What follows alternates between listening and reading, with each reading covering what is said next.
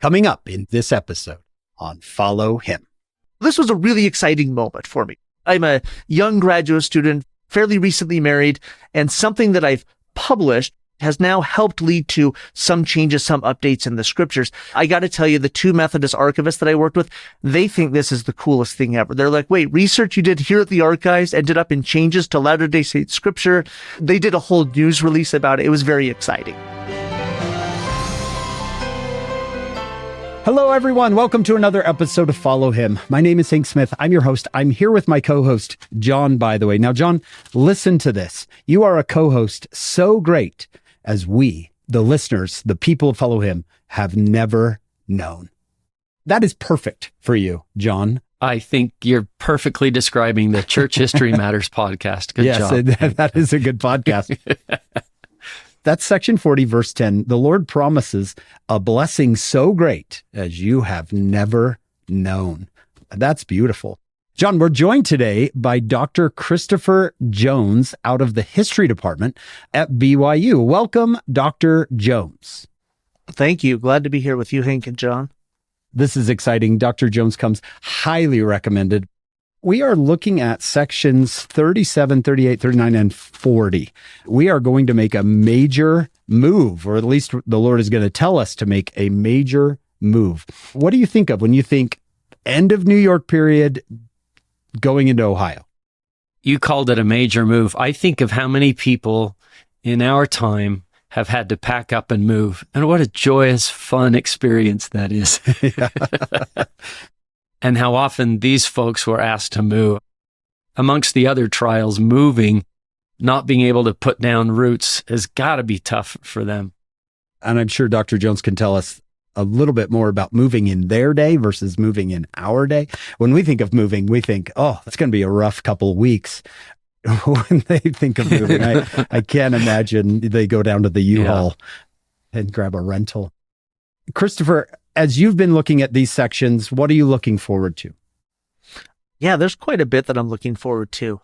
I guess maybe first and foremost, I'm excited about these sections because in spite of it being a major move here from New York to Ohio, I think that these four sections are ones that we as readers often might just pass over relatively quickly. Yeah, there's that nice little historical background there. They're making the move here. The Lord's commanding them to do that.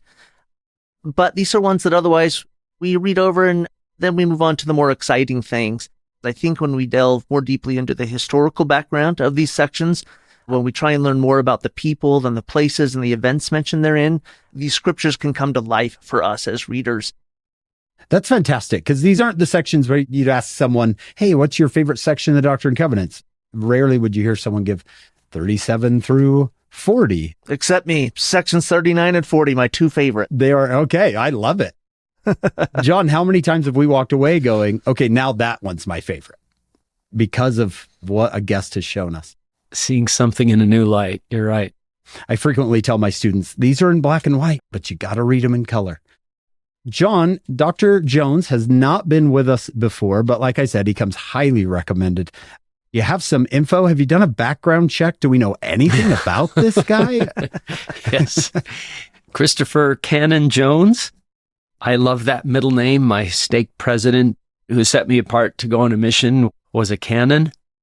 My son, my 12-year-old son, whose middle name is also Cannon, last year we were able to attend a BYU game. A member of the ROTC at BYU was in one of my classes, and so he invited my son to come down on the field at halftime. And as they kicked off to start the second half, my son got a fired George Q. And that was... That's awesome. He got a little t-shirt that said, I fired George Q. Cannon. It was awesome. So yeah, it was delightful. Oh, that's great. Christopher Cannon Jones, assistant professor of history at Brigham Young University. He teaches courses in early American history, American religious history, and the history of slavery and the slave trade, and family history. He is the co-editor of the book, Missionary Interests, Protestant and Mormon Missions in the 19th and 20th Centuries, co-author with David Golding, and that's Cornell University Press. How interesting is that? He currently serves as the editor of the Journal of Mormon History, lives in South Jordan with his wife, Karim, and their 4 active children, one of whom has fired a cannon at a football game. Christopher, we're so glad that you're here, and thanks for taking time for us. Yeah, thank you so much for having me. I've enjoyed listening to several of the episodes that you all have done this year with different guests and scholars, and honestly, I'm honored to be here. And again, I really hope that we can geek out a little bit today about these sections and delve in pretty deeply here to understand who these people are and what the Lord is trying to tell them and to tell us. I love it. John, we've talked about this before. I've grown to love history. Started when I was in high school. In another life, I could have been someone who just made that a career. As I continued to grow and understand history, and still am trying to understand it as a science, I realized how difficult it is. Yeah. And I think how valuable a historian is who follows those rules of scholarship and history, of original sources and things, and then you can find out what really happened. It's kind of like going back to football games. Let's go to the booth and review that and see what really happened. Right. Christopher, I think in our day and age, and you can comment on this, every church member has to become kind of a little mini historian. We're coming to the point where someone says, have you read this from history? Have you read this from history? Did you know this from history? And all of a sudden we're going, oh, I didn't know that. So before we even get started here, do you have any recommendations, or do you have anything that you would say to someone who's going, I don't know how to look at history. This is all overwhelming. Yeah, I think that's not uncommon, and I think that's kind of a fair response. I've spent the last 20 years of my life training to be a historian and doing history. So it's not something I think somebody can learn to do overnight, but I think that there's so many tremendous resources out there that individuals, including members of the church, as they study the Doctrine and Covenants this year, can take advantage of to help deepen their understanding of the history behind these revelations. I am a big fan of Stephen Harper's book, Making Sense of the Doctrine and Covenants. I know that you've had Dr. Harper on as a guest in the past. I think about the incredible work that the Joseph Smith Papers Project team has done over the last 20 years in making these high-res images of all of these documents freely available. But also, if you go on the Joseph Smith Papers Project website, there is lesson plans, and there is historical notes, and there is biographical summaries of everybody mentioned and every place mentioned. And it can really allow you to dig deep to understand the history behind this. The Doctrine and Covenants is unique because, unlike the other books of Scripture we have, it doesn't tell a story. There's no, and then Jesus went and this, and then the apostles went and did this. It's not a narrative history like we encountered last year in the Book of Mormon. Rather, we have this set of discrete revelations, set of independent revelations that are received, and they're not even then put together in chronological order always. And so we're kind of going historically back and forth in this way and that way. But when you dig down into the history behind these revelations, you can begin understanding that historical narrative behind them, and that allows you to see the way that the Lord worked with these early saints in building the church. Every historian, John, that we've talked to has said something like, my fear is not that you'll know too much church history. My fear is that you'll know too little. I've seen that, as we've learned. Yeah, me too. We don't have to be afraid of anything. Go find out what happened. Find out as much as you can. I think, Hank, when you said history, like the word we heard in high school, oh no, it's history. As we are learning, it's stories. It's real people, and it just, in color, comes to life. Isn't everything history when you look at it that way? The historians we've had on this year, John, have said often that they like to give people grace. As they look back, they try not to judge them harshly because they're not here to defend themselves, right? They're not here to say, wait, you don't understand. I'm excited for today. Let me read from the Come Follow Me manual. We'll get started. To the early saints, the church was more than a place to hear some preaching on Sunday. The Revelations used words like cause, kingdom, Zion, and quite often work. That may have been part of what attracted people to the restored church. As much as they loved the doctrine, many also wanted something holy they could dedicate their lives to. Even so, obeying the Lord's 1830 commandment to gather in Ohio was not easy. For many, it meant leaving comfortable homes for an unfamiliar frontier. Today, we can see clearly what those saints could see only with the eye of faith. The Lord had great blessings waiting for them in Ohio. The need to gather to Ohio has long since passed, but saints today still unite around the same cause, to bring forth Zion. Like those early saints, we are invited to forsake the cares of the world and trust the Lord's promise. You shall receive a blessing so great as you never have known. Wow. Dr. Jones, Christopher, where do you want to start? Can we just position ourselves here historically where these saints are in December of 1830? Some of what I might share here might be a little bit of a rehash from previous discussions you have, but I think it's crucial background for getting into these revelations. We're here in December of 1830 at a moment that proves to be really quite pivotal in the early history of the church, which, again, had just been organized 8 months earlier. We are just barely into this thing.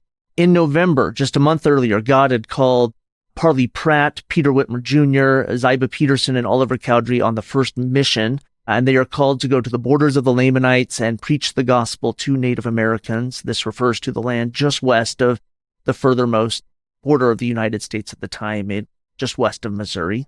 Christopher, I hate to interrupt you, but what kind of trip is that in 1830? I mean, even from New York to Missouri today, you're going, okay, yeah, that's a long trip. What is it in 1830? Not a pleasant one. Those missionaries are taking advantage of the newly completed Erie Canal that had just been completed 5 years earlier. So that is, at least with the first part of their journey, simplifying things a little bit for them there. They're hopping on a small boat and going down the canal, and that takes them to Ohio. And then from there, they're traveling either by river or overland, probably walking most of that time. And again, they set out on this mission almost immediately. And this is in the winter, right? And I don't know if you've spent any winters in upstate New York or northeastern Ohio or even Missouri. Those are not pleasant places to be in terms of cold and snow and the like. This is a pretty burdensome journey, to say the least. As I think most listeners will know, they make a stop off in northeastern Ohio along the way, and they stop off there to visit Parley P. Pratt's old buddy, Sidney Rigdon, who is a Baptist preacher, an independent Baptist preacher, an experienced preacher, a pretty smart guy. He's leading a congregation of a little more than 100 there, and they stop off just to say hi, maybe stay the night, enjoy some food with them, and to share the message of the restored gospel with them. Sidney Rigdon and his congregation are struck by the message. Many feel the need to learn more and ultimately choose to join the church. And those conversions, those mass conversions in northeastern Ohio have immediate implications for the church. Number one, it more than doubles the total population of the church at this time. So this is now all of a sudden, oh, we were in New York and maybe kind of a Pennsylvania church, and now we're very much an Ohio church in terms of looking at where the members are located. But also this figure of Sidney Rigdon is a pretty important person. Historian Richard Bushman called him the most auspicious convert to date. Wow. Joseph Smith is immediately impressed by Rigdon. He is, in the words of David Whitmer, a first-rate Bible scholar, an experienced preacher, has all sorts of experience. He's been involved not only with the mainstream and independent Baptist churches, but also with the Churches of Christ. This is the Stone Campbellite movement, who fit into a broader group that historians refer to as restorationists. These are individuals that are reading the New Testament and looking to that as a model for the restoration of Christ's church. These are people that we look back on and we see them as being prepared by the Lord to accept the gospel when it arrives on their doorstep in the winter of 1830. If you're Joseph Smith, you got to think, wow, like really? Yeah, absolutely. It's working. And then on top of that, Joseph Smith's right-hand man, scribe during the Book of Mormon translation process, and more recently, scribe on Joseph's sort of nascent Bible translation process, has just been called on this mission. That's Oliver Cowdery. He's been sent out on this mission. Joseph is in need of somebody to help him with that work. Who better than this Bible scholar that has just been baptized? So immediately when Sidney Rigdon comes to New York to meet Joseph Smith embraces him and immediately welcomes him into the church, but also into his inner circle, and asks him to help in this Bible translation process. This is the Joseph Smith translation, or the inspired version of the Bible that Joseph Smith has just begun undertaking previously. That's the history that sets the stage for the revelations that we're here to discuss today in sections 37 through 40. In section 37, this is a revelation received right before the end of the calendar year, right before the end of 1830. It's December 30th, 1830. Joseph Smith receives a new revelation in which he and Sidney Rigdon learn that it is not expedient that ye should translate any more until ye shall go to the Ohio. Moreover, not only Joseph Smith and Sidney Rigdon are commanded to go, indeed, the Lord has commanded them to also visit the other branches around New York State and to tell those people that the Lord has now commanded them to assemble together at the Ohio. There in Ohio, they are to meet Oliver Cowdery as he returns from his mission with the other 3 missionaries from Missouri. And there the Lord indicates that Oliver will tell them the location of the New Jerusalem. If you're thinking about the biggest way to wrap up the first calendar year of the church's existence, it's hard for me to imagine something much bigger than this. Okay, everybody's going to pack up and move. You're going to go to the Ohio, and I love that they call it the Ohio throughout here. And Oliver Cowdery's going to meet you there. You're going to meet all of these new members of the church in Ohio. And then I'm going to tell you more about the promised New Jerusalem, where you all are going to move and help build this city and build this community in anticipation of Christ's second coming. This is the biggest way possible to wrap up the year 1830. It's like the end of a season on a Netflix show. Like, Yes. Wow. Stay tuned. Hank, I would like you talk about those 3 branches and families of the church that all of a sudden all go to Ohio. Yeah, it's interesting because you can place a family in a town. So you basically have 3 branches of the church. You have the Smiths in Palmyra and Manchester. You have the Whitmers in Fayette. Today, it's about an hour from Palmyra, an hour east.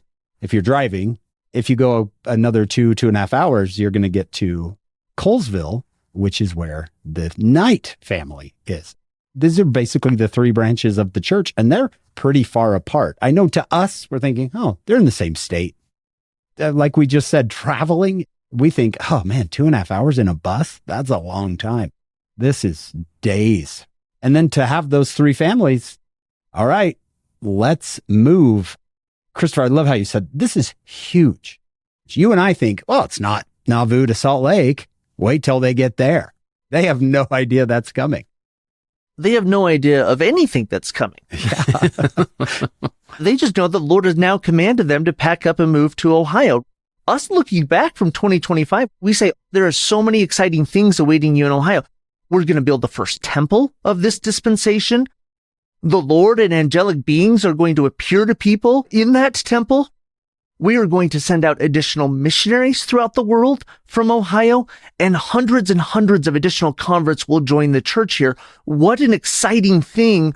They must have been so excited. They knew none of that. Yeah. They knew none of that. All they know is they're being instructed here, commanded to pack up all of their belongings and leave, for many of them, the only home that they have ever known. This is a little bit more than just hopping on the bus and going down the road. And there's not really the chance here, once you've moved from New York to Ohio, to go back and make annual visits to your family there. That's a lot bigger of a deal in 1830 or 1831 than it is in 2025. This could be goodbye for the rest of our lives. Yeah, Right. absolutely. Goodbye to my neighbors. Goodbye to my cousins and aunts and uncles. I think of a listener at home saying, I don't know if I can do this difficult thing that I've been asked to do, whether it be a calling or maybe going off and serving a mission.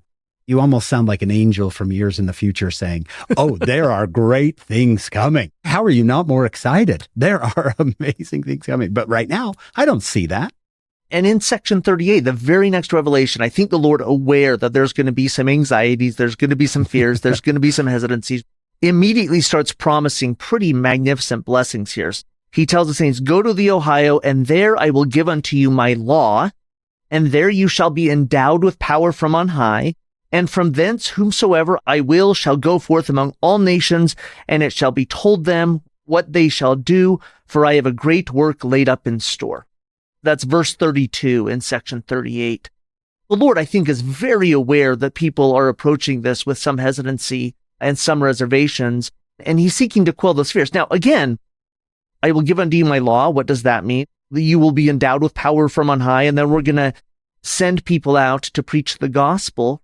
And great blessings are in store. And that might sound exciting, but again, they don't know specifically what that means. They don't know a temple's being built in Ohio yet. They don't know fully what endowed with power from on high means. These sound like cool blessings, but again, there's still some hesitancy. And this is such a big thing to ask of someone. Back in April of 2021, President Henry B. Eyring talked about when he was sealed in the Logan Temple, and it was President Spencer W. Kimball who performed the sealing. He said to President Eyring and his wife, Hal and Kathy, live so that when the call comes, you can walk away easily. I think that's hard counsel back then. I think it's hard counsel today. He said, a call came from the Church Commissioner of Education, Neil A. Maxwell. The warning given by President Kimball to be able to walk away easily became a reality. It was a call to leave what seemed an idyllic family situation to serve in an assignment in a place that I knew nothing about. Our family was ready to leave that blessed time and place because a prophet in a holy temple, a place of revelation, saw a future event for which we then were prepared. Man, that's easier said than done, isn't it? Again, President Kimball had said, live so that when the call comes, you can walk away easily. Maybe easily in some ways, but I just think this is what they're being asked to do. That's hard. It'd be hard for us. You have that competing idea of just bloom where you're planted, put down roots, but be ready to go so that you can walk away easily. That's tough. Oh, that is tough. John, you quoting President Eyring there reminded me of something. I got an email from my friend Brad Boyce, who works for the church. Brad pointed me to something I had not seen before. If you go into your Gospel Library app and you tap on Come Follow Me in your Gospel Library, it brings up the manuals as usual, but there's this new section called Insights from the Apostles, where once a month, the apostles are teaching a little bit from the sections we're looking at. This month, there is a video called Ye Are Called to Bring to Pass the Gathering with Elder and Sister Gong. I hope everyone will go check these out. You've got a video from Elder Kieran, Elder Uchtdorf, Elder Bednar, Elder Renland, Elder Anderson so far. So these are called Insights from the Apostles, and they're about some specific sections. Back to you, Christopher. Yeah, so this section 38 is received in January of 1831. So this is the first revelation received in the new calendar year here. It is received at a conference, at a quarterly conference that the church has organized in Fayette at that time. So it's held from January 2nd to the 5th. And there is 2 additional revelations received that we now have as sections 39 and 40 that are also received at that conference. Those revelations, unlike section 38, are not directed to the church as a whole, but they are directed to or specifically talk about one man in particular. And that is a man who for 150 years remained a mystery to historians. It's a man named James Covel.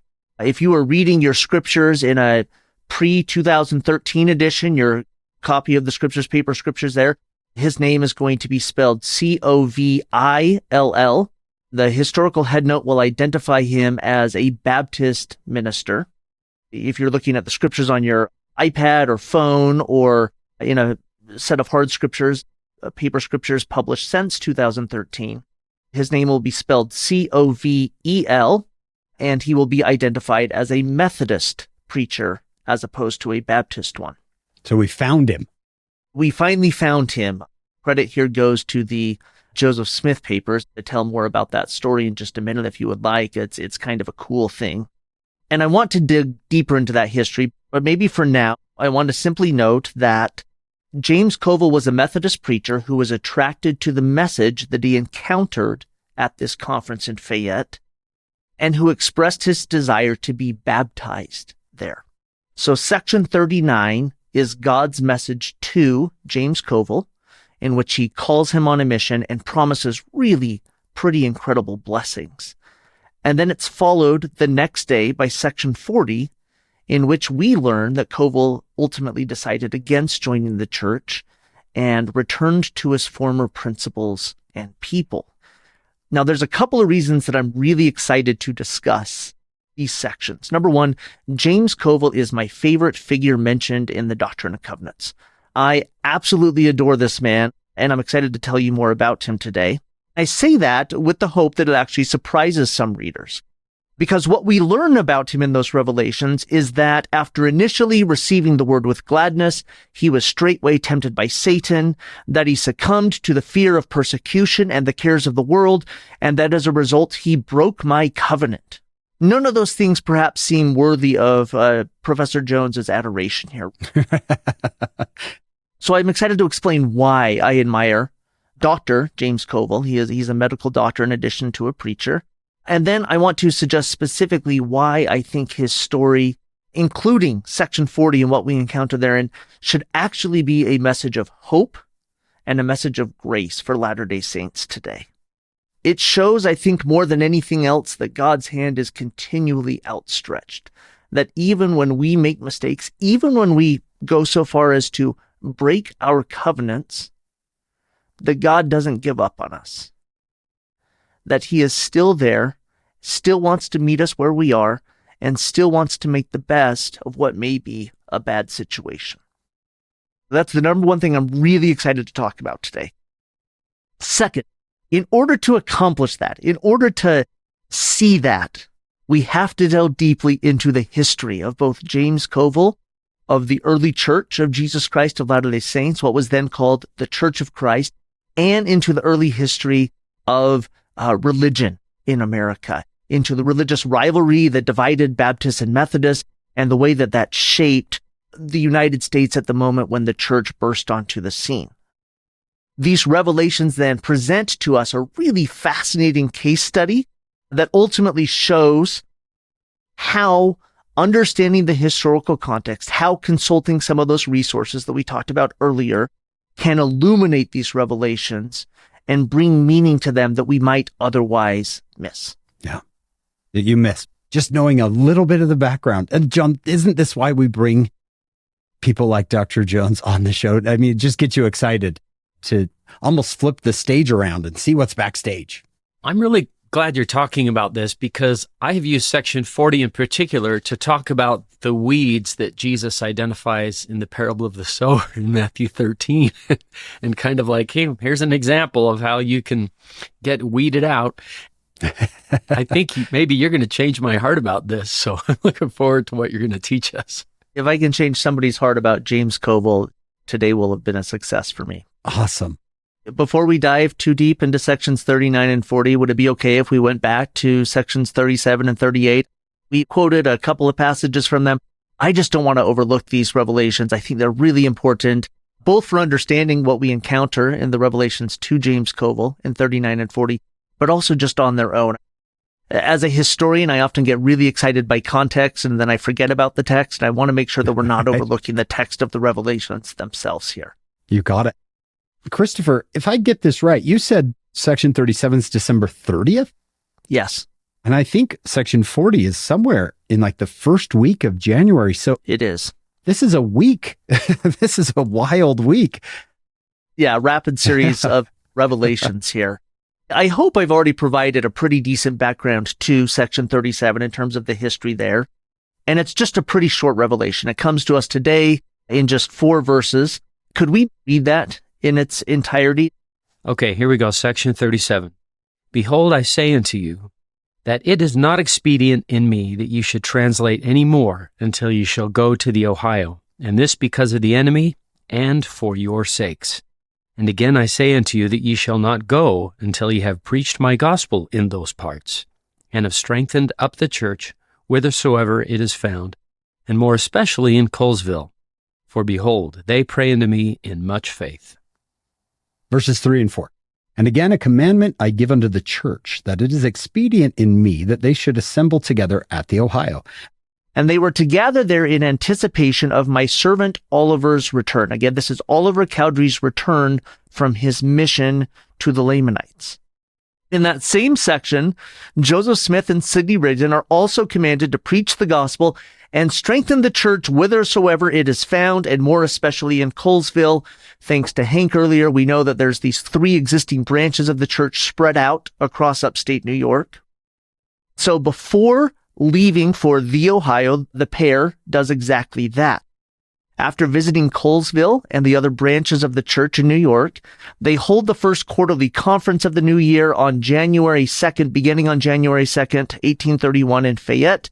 There, Joseph Smith shares with the saints, with the assembled saints, the revelation commanding them to all collectively gather to the Ohio. There also he receives the second revelation that we're reading today, that is section 38. And the Lord begins by reassuring the saints, "Mine eyes are upon you. I am in your midst, even though ye cannot see me. But soon ye shall see me, and know that I am. For the veil of darkness shall soon be rent, and he that is not purified shall not abide the day. Wherefore gird up your loins and be prepared.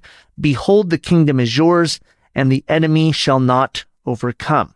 All right. Now, we might read this as a promise of Christ's second coming happening soon. That is probably how those saints that heard it interpret it. We might also think of it as a reference to some of those promised blessings and things that occur in Ohio once the saints arrive there. Thinking again about the construction and dedication of the Kirtland Temple and the appearance of the Lord, as well as several angelic beings and past prophets, as well as the appearance of many other angelic beings to the assembled hundreds at the dedication of that temple in early 1836. But it isn't all excitement here. There's some scary stuff, at least some scary sounding stuff in this revelation too. The Lord notes that not all are clean before him, that all flesh is corrupted before me, and the powers of darkness prevail upon the earth, among the children of men, which causeth silence to reign, and all eternity is pained, and the angels are waiting the great command to reap down the earth to gather the tares, that they may be burned. Yikes. The yikes is my sort of added commentary there, right? The Lord doesn't say yikes. But this gives some credence to John, the way you mentioned that you've taught and thought about the following two sections here, especially verse 40. The Lord is talking to the saints about separating wheat and tares. He's talking about burning those tares in preparation for his second coming. But the repeated message here from the Lord to the saints in section 38 is, "Be ye strong, to fear not," and continued reassurances that the kingdom is yours. It is then that he tells them, in a short time, he will direct them to a land of promise, a land flowing with milk and honey, upon which there shall be no curse when the Lord cometh, and that he will give it unto you for the land of your inheritance, and for the inheritance of your children forever, while the earth shall stand, and ye shall possess it again in eternity, no more to pass away. Here is the promised New Jerusalem, not where they're going in Ohio, but somewhere else. The Lord then gives some additional counsel, which brings us to verse 32. Does one of you have section 38, verse 32 there? You got it. 38:32. Wherefore, for this cause I gave unto you the commandment that ye should go to the Ohio, and there I will give unto you my law, and there you shall be endowed with power from on high. All right. So in Ohio, the Lord is going to gather his people. He's going to deliver them his law, and he is going to endow them with power from on high. And as we read in subsequent verses, there he will, and I'm reading from verse 33 here, "From thence whosoever I will shall go forth among all nations, and it shall be told them what they shall do. For I have a great work laid up in store, for Israel shall be saved. And I will lead them whithersoever I will, and no power shall stay my hand." And then skipping over 34 to 35, there the saints will look to the poor and the needy, and administer to their relief that they shall not suffer, and send them forth to the place which I have commanded them.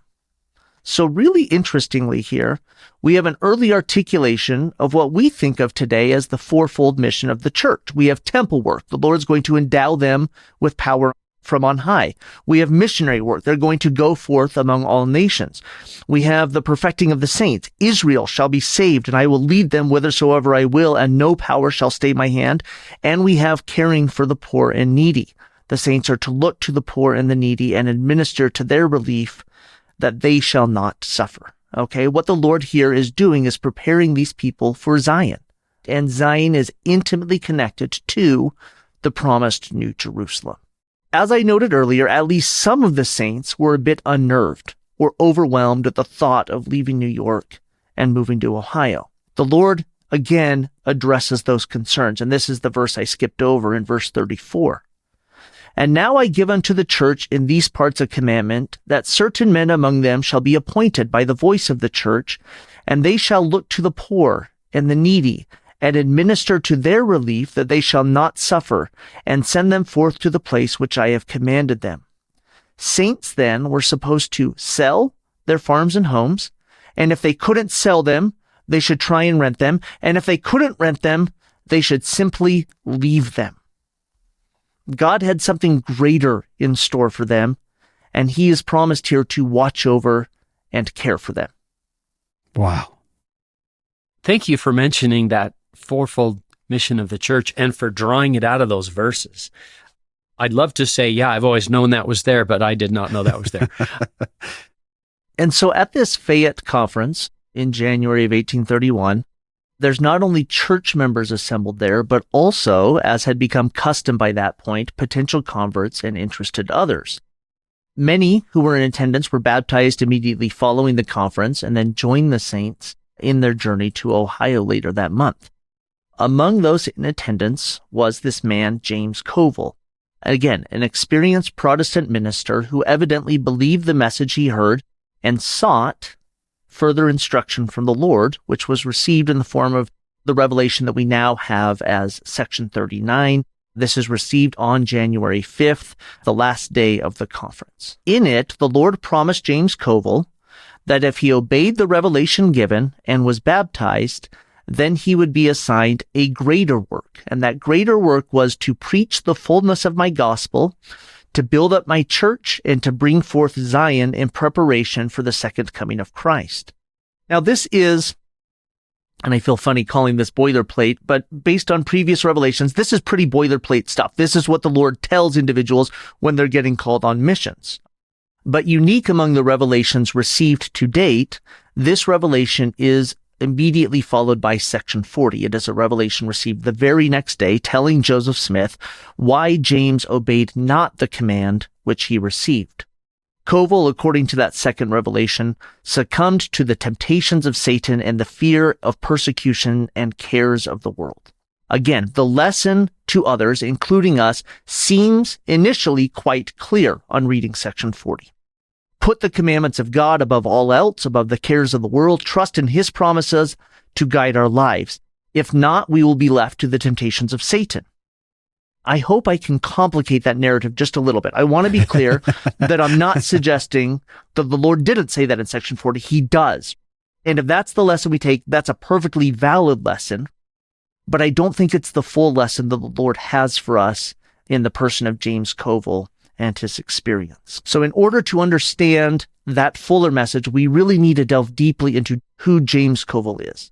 So as I noted earlier, historians struggled for 150 years to identify who James Covel was.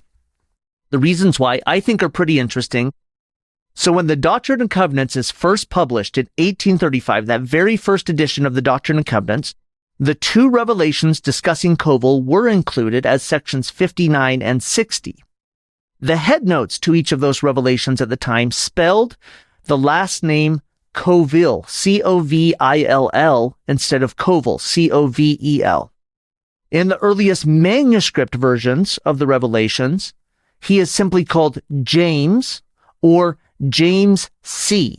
That is how he's identified in the Book of Commandments, published in 1833. Just James C. So he's either James or James C. And then somewhere in 1835, they get the last name Covill, C-O-V-I-L-L. In 1839, while preparing Joseph Smith's history, the manuscript history of the church, James Mulholland, Joseph Smith's scribe, adds a few additional details about Covill. He notes that Covill first approached Joseph Smith after the church's conference in Fayette and noted that Covill had been a Baptist minister for about 40 years. He also noted that upon rejecting the first revelation that Covill returned to his former principles and people. That was the basis for what historians knew about James Covel from 1839 until 2009. Okay. So I said 150 years, 170 years here. If you look at the Doctrine and Covenants in a pre-2013 version, the headnote repeats that information that we can trace back to 1839. Fast forward to 2005, when historians learned of a manuscript collection of revelations called the Book of Commandments and Revelations. This was discovered during a search of the First Presidency's archival vault that was conducted on behalf of the Joseph Smith papers, then still in its very early years in 2005, in search of any documents that may have been in that vault pertaining to Joseph Smith, any documents he may have written, that he may have dictated, that he may have received. And among the things they found, again, was this manuscript collection of documents called Book of Commandments and Revelations. It is kept in the hands of John Whitmer between 1831 and 1835, and it contains what became, upon its discovery, the earliest surviving manuscript versions of several of Joseph Smith's earliest revelations. So this was a really, really exciting thing for historians. We finally located early manuscript versions of these revelations. Even if those revelations contained no new information, historians would have geeked out about this simply because it was a slightly earlier version. But it turns out that those revelations actually did include some differences and some additional information. So while the text of the revelations received by Joseph Smith and directed to James Covel in January of 1831 do not differ in any substantial way from the revelations as we have them now, there is an index at the back of the Book of Commandments and Revelations, a hand-kept index, in which it notes that James Covel, he is identified here as James, a Methodist priest. The received knowledge was that he was a Baptist, and now we have this earlier version of the revelation that identifies him as a Methodist. I first learned about this discovery in 2009 at the annual meeting of the Mormon History Association. I think it was in St. George, Utah that year. So I was sitting sort of at the back. I was preparing my paper that I was supposed to give later that day, and I was listening to a plenary presentation early on. It was probably Saturday morning, from members of the Joseph Smith Papers project staff, in which they were sharing some of their finds from this Book of Commandments and Revelations. And one that my colleague and close friend Robin Jensen mentioned almost in passing, as if nobody would care, was that James Covel, they now believed, was a Methodist instead of a Baptist preacher. And at the time, I was a master's student at BYU, and I was finishing writing a master's thesis that looked at Methodist converts to the early church and their influence on the shape and structure of the church in its early years. So my ears immediately perked up, and I thought, I wonder if knowing that James Covel is a Methodist instead of a Baptist actually might change the way that we read Section 39. Might actually provide some insight into why he made the decisions he did, both in terms of initially being attracted to the church and the message he heard at the Fayette conference, and also his decision to ultimately walk away. I reached out to a friend, Rachel Cope, now your colleague there, Hank, in church history. And Rachel at the time was working for BYU Studies Quarterly, for the BYU Studies Quarterly Journal. And she said, yeah, if you'd be interested in writing up sort of a short historical note on why knowing that he's a Methodist instead of a Baptist changes our reading of this revelation, I would be delighted to receive it here, and we'll send it out for peer review, and we'll see if we can get it published. And I thought, cool, this is a fun little potential publication. It shouldn't take too much work. This is maybe a week's worth of me sitting down and really thinking about this, and I'll send it off. So I did that. I think the initial draft was like 5 or 6 double-spaced pages, not extensive here. But as somebody who had been immersed for the last 2 to 3 years in the world of early 19th century evangelical Christians, of Baptists and Methodists, I thought, wow, actually knowing that he's a Methodist instead of a Baptist does change the way that we read sections 39 and 40. I wrote this up and I sent it off to her. In the meantime, I became aware of Stephen Harper's 2008 volume, Making Sense of the Doctrine and Covenants.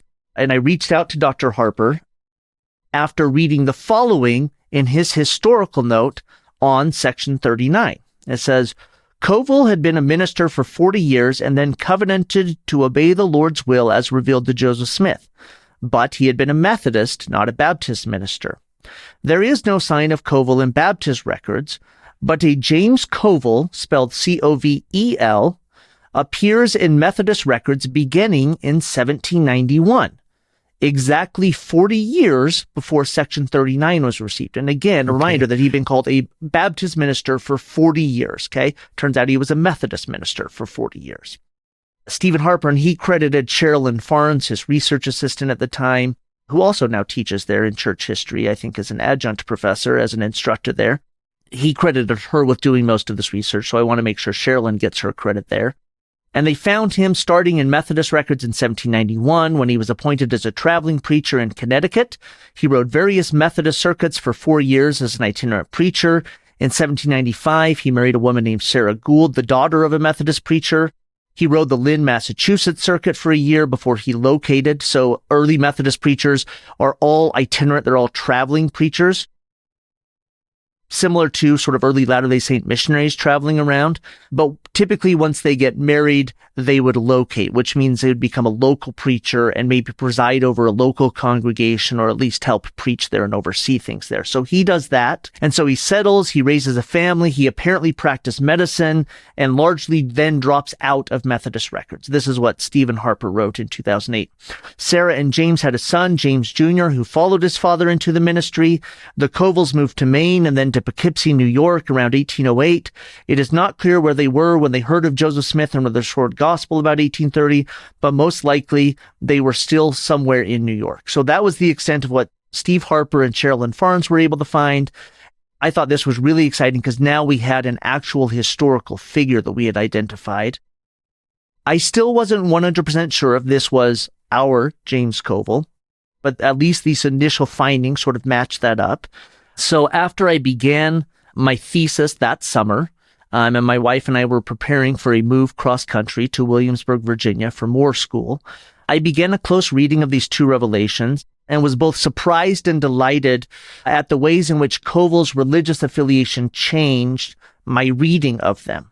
Baptists and Methodists were bitter rivals in antebellum America, and they were both the most successful evangelical churches of the day. So these are the two largest and the two fastest growing Protestant churches in the United States by 1830.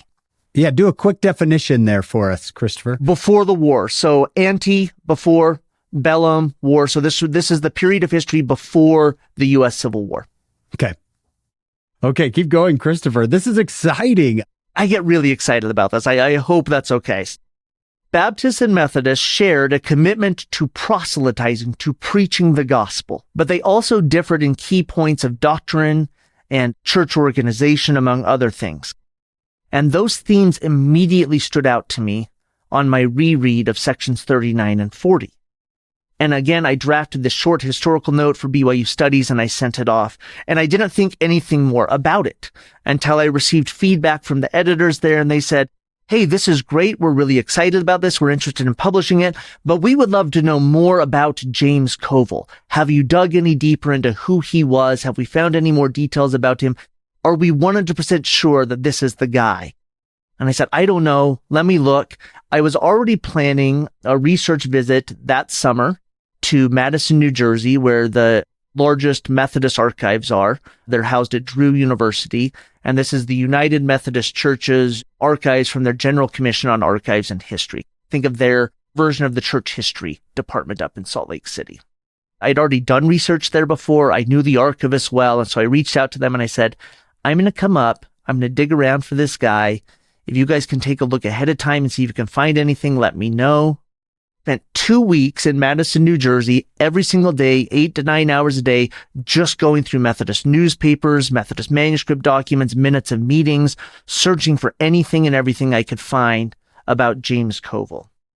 With the assistance of Chris Anderson and Corey Flick, two of the archivists there, I was slowly able to piece together James Covel's life and preaching career.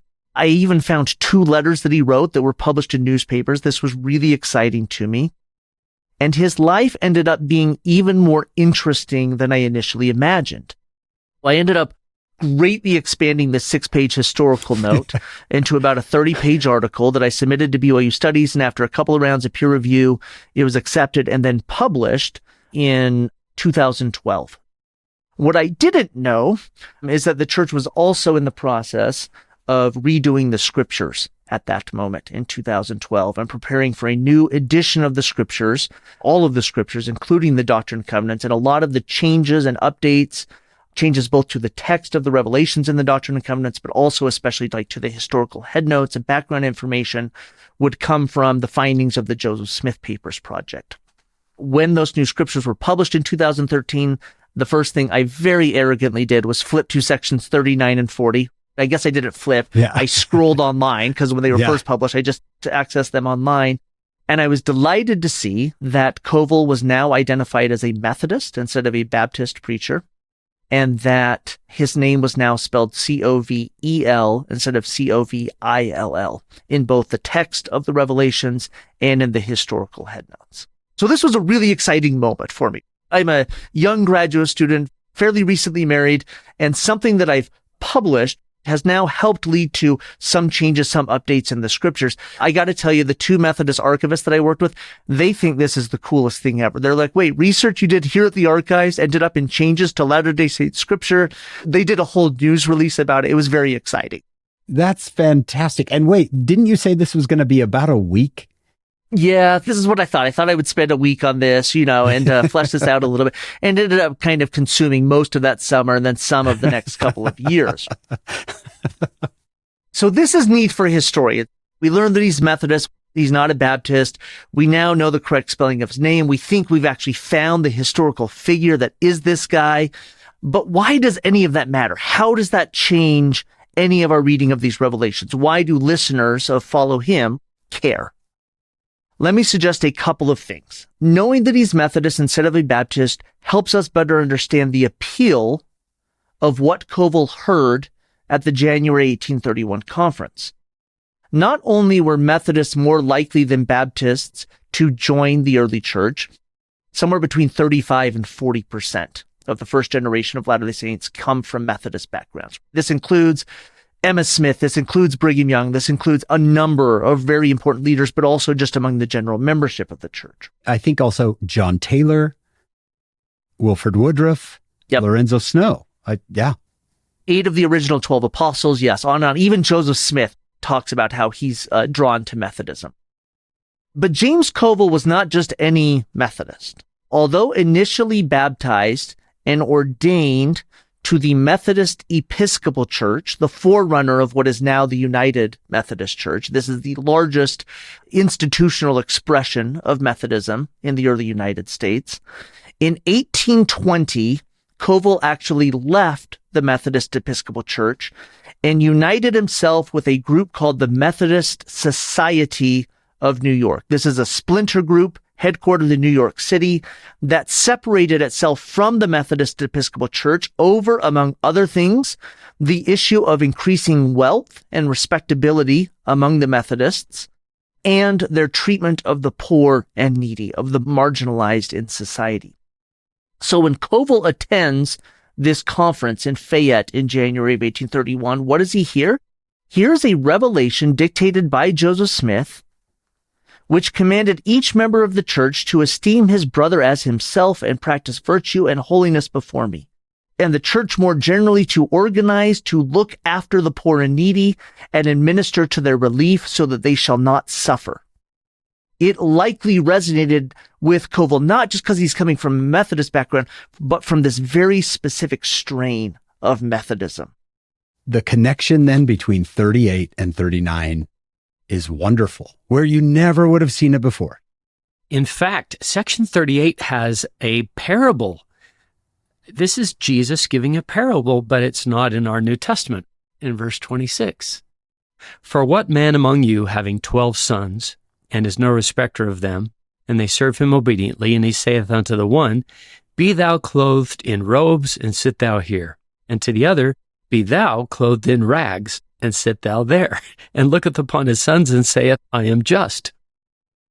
That would have resonated with James. Yeah, he would have found this very, very specifically appealing. So just as his experiences as a Methodist had conditioned him, like so many others, to accept the restored gospel of Jesus Christ in 1830 and 1831, his experience also likely shaped his response to the revelation that was directed to him. In the revelation received on January 5th, this is Doctrine and Covenants 39, Covill is commanded to arise and be baptized and wash away your sins. Latter-day Saints, of course, insisted on adult immersion, or at least immersion after reaching the age of accountability. That same phrasing might actually have repulsed Covill on some level. Methodists were not so much opposed to baptism by immersion as they were opposed to their rival Baptists' insistence that adult immersion was the only acceptable form of baptism. In the early 19th century, we have Methodists and Baptists, and there's all sorts of accounts of this, going after one another over the specific question of proper form of baptism. They argue over infant versus adult baptism. They argue over baptism by immersion versus baptism by sprinkling or pouring. But there's this really fantastic poem that an early 19th century Methodist writes about this specific issue. And it just delights me so much that they're writing poetry about this. You say, go read the scriptures, and in them ye shall find the ordinance immersion upon us all enjoined. How can you be immersed? The word we cannot find, and if it's in your Bible, I'm sure it's not in mine. But when you do immerse them, which we do think is wrong, it makes my heart to tremble, because you think the work is done. You say, my Lord's a Baptist. How do you realize? For there never was a Baptist, but one who did baptize. Your charity is scanty, and that the world can see. If you do not quit immersion, then we cannot all agree.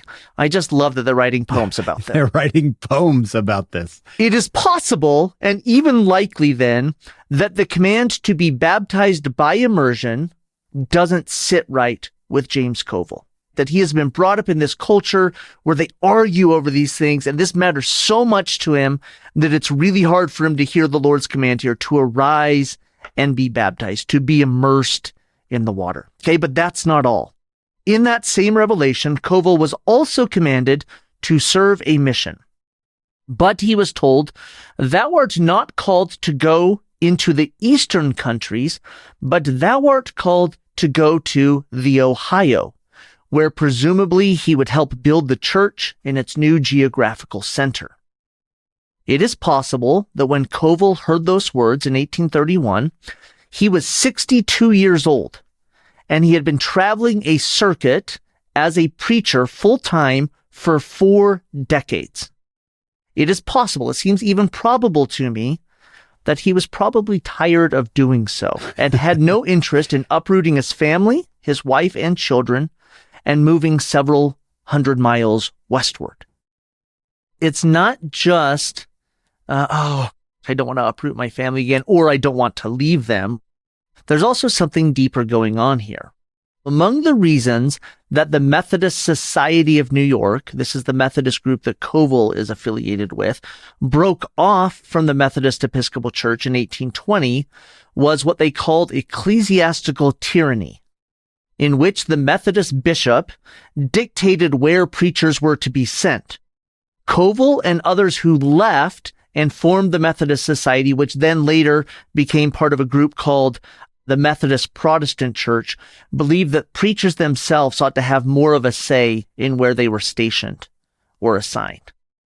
While the early Church of Christ opens its priesthood to all males in good standing and promises each of its adherents the right to spiritual gifts, personal revelation, and a duty to proclaim the gospel, it also located authority squarely in the hands of its presiding elder, Joseph Smith, and his second elder, Oliver Cowdery. And that centralized prophetic authority, especially located in the hands of somebody that in comparison to Covel was young, inexperienced, and uneducated, right? Probably did not sit right with this senior 62-year-old, 4-decade-long experienced minister. That can be hard. He's just a kid. That's exactly right. Some people find Joseph Smith really appealing, but we also have records where people meet him for their first time and they say, that's not what I expected a prophet to look like. This seems to be James Covel's situation here. In the historical headnote accompanying section 40, we learn that after receiving this initial revelation on January 5th, Joseph Smith the prophet and Sidney Rigdon received another the following day on January 6th. Preceding the record of this revelation, the prophet's history states, as James Covel rejected the word of the Lord and returned to his former principles and people, the Lord gave unto me and Sidney Rigdon the following revelation. Because I've been talking a lot, can I ask the two of you to read just those 3 short verses in section 40 here? Yeah.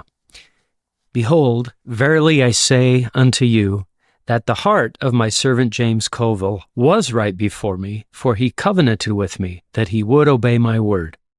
And he received the word with gladness.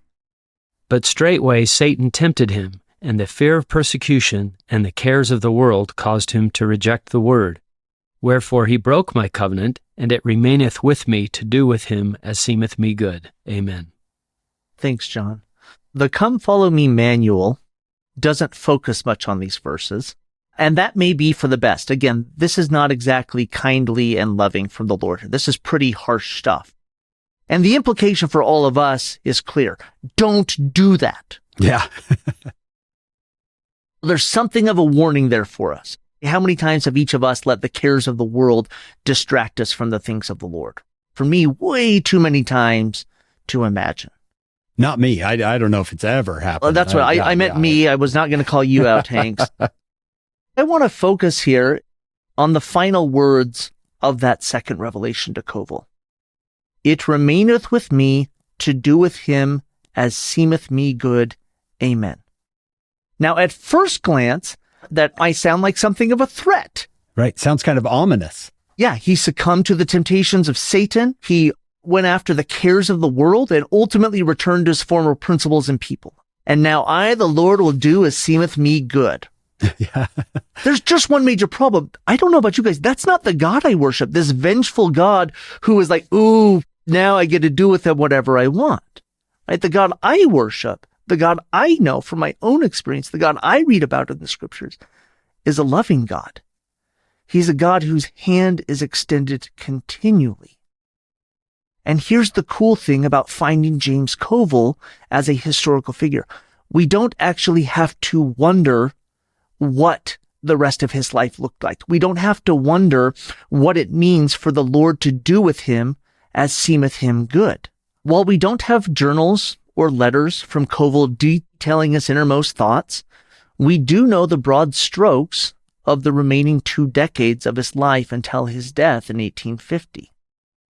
For the next several months, Covel's name doesn't appear in any Methodist records. And then in July 1831, it does. In a letter from Orrin Miller, the president of the Methodist Protestant Church's Genesee Conference, he reports that the Venerable Dr. J. Covel has been preaching to a large congregation organized under his labors for the few months past, and the minds of the people were evidently prepared by his preaching for the work of reformation. We expect our brother Covel will soon gather an abundant harvest in this neighborhood. And then in September, another report comes in. We were favored with a visit from Dr. James Covel, who preached with much zeal to the great satisfaction of all that heard. And finally, in December of 1831, a letter from Covel himself was published in which he described his preaching labors. I therefore determined to take the Bible and select such parts as were best adapted to bring the great truths therein immediately before the people. The blessed work still goes on. Convictions, conversions, and accessions are numerous and frequent. His colleague, Orrin Miller, concludes writing about these same events. I think I never knew Dr. Covel so much engaged in the work as at this meeting. And then with no sense of what we know as Latter-day Saints, he says, it seemed as though Dr. Covel had renewed his age and was anointed anew with a divine unction from on high. Instead of going on to do great things as a Latter-day Saint missionary in Ohio, which I have no doubt he would have done and which I selfishly wish that he might have done, Covel instead became renewed with fervor for taking up the message of Methodism and preaching the gospel of Jesus Christ as he understood it. And I want to suggest that the hand of God may in fact have played a role in that. That God doing with him as seemeth him good was not some ominous promise of punishment, but rather sticking with Covel, with meeting him where he was at, with knowing that he had to respect Covill's agency and making the best of that situation. I think that those people that Covill preached to probably were truly converted to Christ. Did they have the fullness of the gospel as taught by Joseph Smith and the Church of Jesus Christ of Latter-day Saints? No. Did they have the Bible and the words of Jesus? Did they have prayer? Did they have preaching? Yes. And do I believe that God can lead those people sincerely to conversion in Christ through Methodist preachers? 100%. I do. Yeah. What that can do for someone who's listening, who's thought, my son or my daughter, my brother, my former mission companion, they rejected the covenants they've made here, and the punishment they're going to face. And here you're saying, hold on, that's not the God we know. I love how knowing someone's backstory increases how we extend more grace. Can we do that with everybody? When we talk about people who aren't here to defend themselves, we call it gossip. Does it change because they've died? It's still gossip, isn't it? They're not here to defend themselves, and we don't know the full story. John, what a great insight. I would like to speak more to this because it is so relevant. John, I don't think anyone who listens to our show would say that we don't want people to stay active members of the church. With that said, I think, personally, a lot of us, I'm sure, can be better about the way we talk about those who leave, who go inactive, who go and do other things. We have quoted Stephen Robinson here before, but I'll quote him again. He was talking about First Nephi and the Church of the Lamb versus the great and abominable church and the labels that we've put on that before. He said, just as there are those on the records of the Church of Jesus Christ of Latter-day Saints who belong to the great and abominable church by virtue of their loyalty to Satan and his lifestyle, it's pretty strong.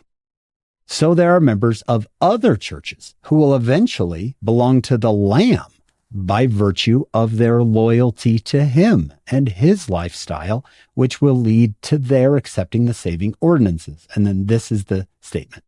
The distinction is based on who has your heart, not on who has your records. Just really quick, wrapping up Covill's life here. By 1836, 4 years after those events take place, he finally stepped down from his position as president of the Genesee Conference of the Methodist Protestant Church and essentially retired. Then 66 years old, the day-to-day strains of the position and the responsibilities had simply become too much. But instead of enjoying a kind of laid-back, quiet retirement, Covill and his wife instead moved back to New York City, where they remained active in the community. They sort of threw themselves back into it. Or as soon as they arrive, you open up newspapers in New York City and you see James Covel has helped with this community. James Covel has married this couple. James Covel preached a sermon in this local church. He remains active and involved in both preaching the gospel and working with the poor and marginalized in New York City. And he does that, at least according to the bits and pieces of newspaper records we have, up until his death in February of 1850. James Covel remains active and involved in the community. He's marrying people. He's preaching sermons. He's mentoring young people. They're hosting children and grandchildren that come to visit. He lives a rich and a full life. We can read these revelations and we can take the message from them that here is an example of somebody who failed to heed the word of the Lord, to let the cares of the world get in the way, and who chose to walk away from some really incredible promised blessings that are laid out in section 39.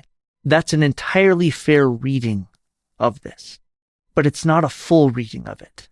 Again, because of those final words in section 40, I will do with him as seemeth me good. And again, we don't have to wonder what the Lord did with James Covel. We know from his life story, even just the bits and pieces that we have of it, that God continued to work through him to bring people to Christ, to help those in need, to be a good person and live a rich, full life. Hank, you mentioned that you think that this might be a message that is really appealing to listeners whose children may have stepped away from the church. I think about it regularly with students that I've taught, students that I've loved, who after graduating from BYU have chosen to take a break or step away, right? I think about family members and friends who have made similar decisions. And I think once upon a time, I wished more than anything else that they would just come back. And I still want that because I know about the incredible blessings that the gospel can bring. But what I've tried to do is take a message from these revelations and seeing the grace that God continually extends to those people and have me try and emulate that and extend that same grace to them.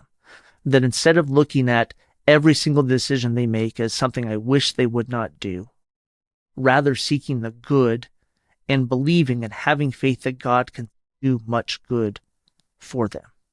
I see this with family members. My wife's grandparents in El Salvador were among the first converts to the church in a tiny village in Usulutan department in El Salvador. They hosted the first church meetings there. The sacrament meetings took place in their living room. Missionaries adored them and their family.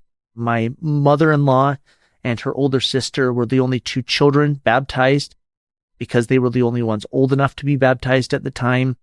And then civil war came to El Salvador in the 1980s. Missionaries were immediately pulled and the church largely ceased to function, at least in some of these smaller towns and villages.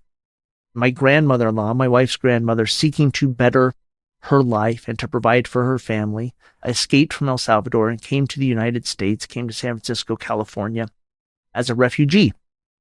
She's lived there ever since. When she arrived in California, her activity in the church, let's just say, declined. That here was a woman who was married and had children now living apart from them and doing sort of menial labor to try and provide for them and sending money back to them as often as she could, including in an attempt to help some of her children also be able to migrate to the United States. For 30 years, my wife's grandmother fell into inactivity at best within the church, including, and that was very much the state she was in when I first met her almost 20 years ago. And yet, she continues to be one of the most spiritual, one of the most God-fearing, and one of the best people that I know. As a result of her continuing to do good and believing in God and God meeting her where she is, she has brought people into the church, even though she hasn't fully returned to activity. She has blessed the lives of her children and grandchildren and great-grandchildren now. My children all love going and visiting their abuelita in San Francisco. And I think of her often when I read these verses and think about the good that God can continue to do, working with us and through us. That his working with us and through us doesn't only come through those that are members of the church or that remain active in the church, that he can still bring about so much good, again, by his hand being continually extended to them. Coming up in part 2 of this episode. One of the most meaningful ones arrived in my inbox a couple of years after it was published, and it was from one of James Covel's descendants. She said that she had been doing family history research into him, genealogical research into him, and had come across my article and had uncovered this entire aspect of his life that she and her family knew nothing about.